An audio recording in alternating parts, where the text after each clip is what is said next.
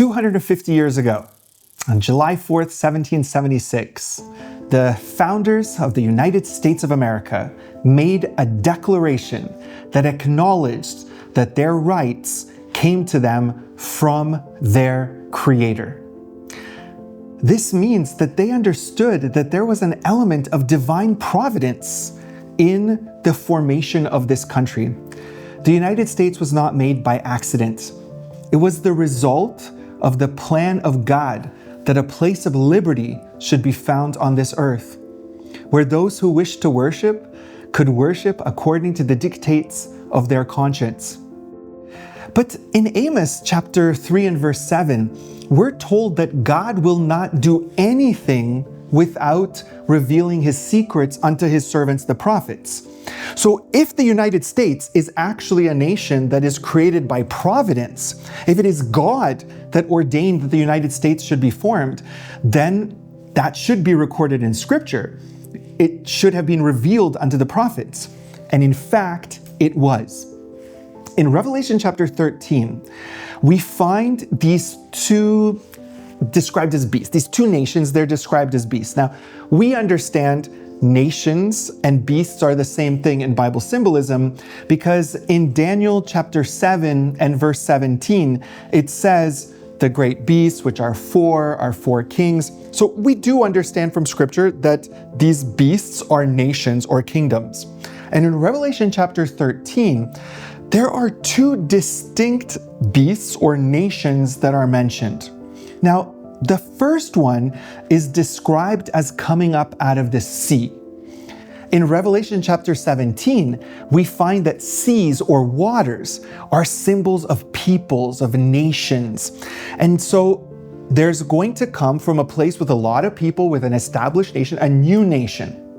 And this nation is going to be strong, it's going to be powerful. And according to what we see here in Revelation chapter 13, starting in verse 1, this strong nation develops and is actually going to have power over the people of God after it changes its character. So first it's a nation, and then the scriptures say that it starts to speak blasphemy. So here in verse 5, it says that this first beast, this first nation, decides to blaspheme. Now, blasphemy is a religious element. It's not an element of government. So if you think about a nation that was one kind of government and became a religious form of government, the only one that fits the period of time after the writings by John, the Revelation, after Christ, the only nation that fits this would be Rome. Rome starting out as a kingdom, becoming a republic, then becoming an empire. When that empire disintegrated, that which remained of Rome was the Roman See, which we refer to as the papacy. And so we now have this nation. Now, blasphemy is to take prerogatives that belong to God. For example, to claim that you are the vicar of God, a title used by the papacy, or to say that you have the right to do things that only God can do. For example, the forgiveness of sins, something which only God can do, but which this religious nation now claims to have the right to do itself. Or, for example, to accept worship. Even angels didn't accept worship. In the book of Revelation, when the angel revealed something to John and he tried to worship at the foot of the angel, the angel says, don't do that to John. He says, you can't do that. Only God can be worshiped.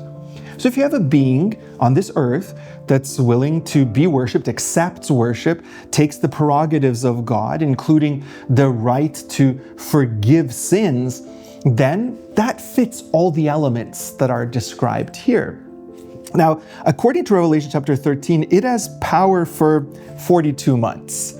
Now, the principle in Scripture that we find in the book of Ezekiel, it's found in Ezekiel chapter 4 and verse 6. God says that he appointed each day for a year to the prophet. And that's also confirmed in Numbers chapter 14 and verse 34.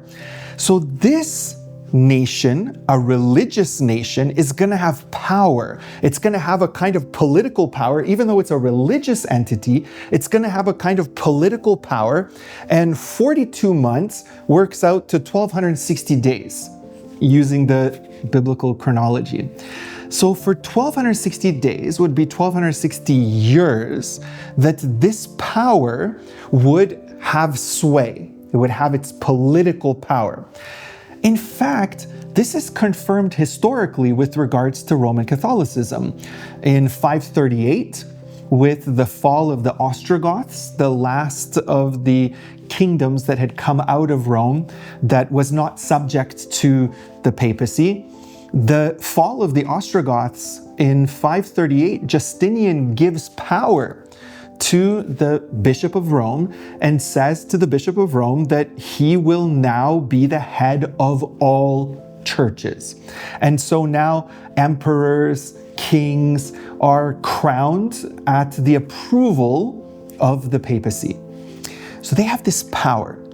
And if the prophecy is accurate, then from 538 going forward, 1,260 years would bring us to 1798. And in 1798, this would have to end. And in fact, historically, we know that happened because in 1798, the French general, Louis-Alexandre Berthier, entered the Holy See, took Pope Pius VI captive, and thus ended the time of papal supremacy. So from 1798, we no longer live under the time when the popes have sway over who will and who will not be the kings and rulers. Now remember, they came up out of the sea, they came up out of a populated place. The next nation, the one that's described starting in verse 11, I beheld another beast come out of the earth. This is different. The first one comes out of this populated place. The second one should come out of something completely different. It won't come up out of the old world. It won't come up out of those lands of scripture. It's going to come up from a new place. And here in Revelation chapter 13, what happens, which nation starts to rise just as the papal supremacy goes out? And the nation that comes up is the United States of America. It comes up out of the earth as opposed to coming up out of the sea. So now it's different. It's a new nation coming up out of a new land, and it has two principles that, unlike the first beast, which was ruled by both having political and religious control, this new land would have the opposite. It would have liberty from both of these elements. The United States perfectly fits the prophecy. Exactly as God revealed it unto his prophets, that's exactly how it is. And so, the views that are found in the Declaration of Independence set forth the great principles that differentiate the United States of America from all other peoples that came before.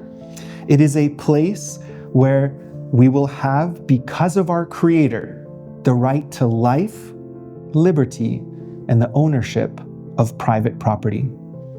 The United States is here because God ordained that this nation should be here.